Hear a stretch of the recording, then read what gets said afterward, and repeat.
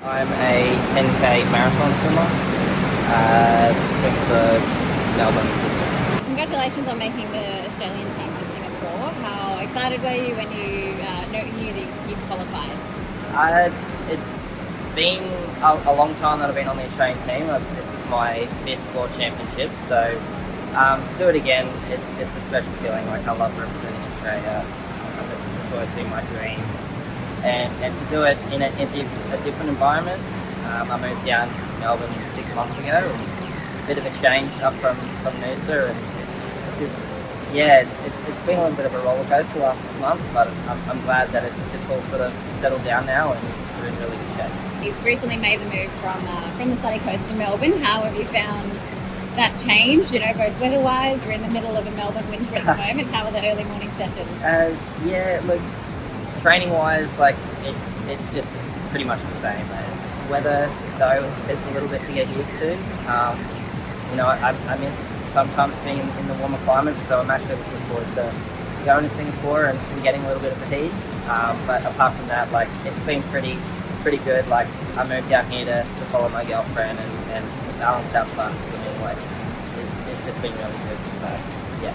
You found that nice kind of work-life balance at the moment. Yeah, exactly. Like, I'm a human first, athlete second, so I've really found that balance has worked really well for me. And it's probably made me swim as good as I am at the moment. So yeah. You started out surf lifesaving and then got into open water swimming. How does that transition kind of come around for you? Well, initially I started swimming in the pool. I started in the pool until I was age 12 and didn't really enjoy it, didn't find that connection. Obviously being on the coast, I grew up close to the beach, so that connection between pool and surf was really close, and then it just kind of progressed from there. Like, I got into surf, got really well, and then I kind of reached the ceiling in that and saw people traveling the world, racing overseas, and I wanted to do a bit of that. Open water was kind of that halfway between that pool life and surf lifesaving, so that's how I got into it. And how do you train for an open water swim? Obviously, the ocean here in Melbourne maybe isn't quite what it might be in certain other areas, but how do you train for that in the pool here at MSAC? Well, majority of training is done in the pool.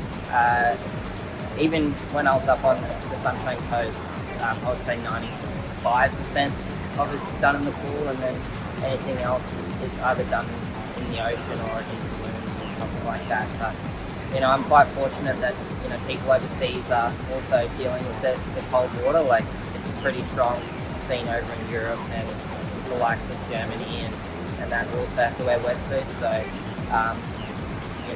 it's not much different, and I'm obviously getting used to swimming in wetsuits and stuff, and never used to swimming wetsuits. But yeah, it's a good change. And you get to train here at MSAC, which is a world-class Olympic facility. How do you find the facilities here that can help you prepare for the best? The facilities are amazing. Like, I grew up training out of a council pool, so this is a huge step up, and we've got state-of-the-art coaches, support staff, and it makes such a huge difference. Have you got any advice for some young kids who might want to follow in your footpaths of becoming an open water swimmer or even just a professional swimmer? I guess follow your heart. I think the biggest thing for me, especially over the last 6 months, is taking some risks that probably weren't for performance gain, but certainly for my mental health and my life outside of swimming, and that's definitely helped me in the last 6 months. Awesome. Well, thank you so much, and good luck in Singapore. Thank you.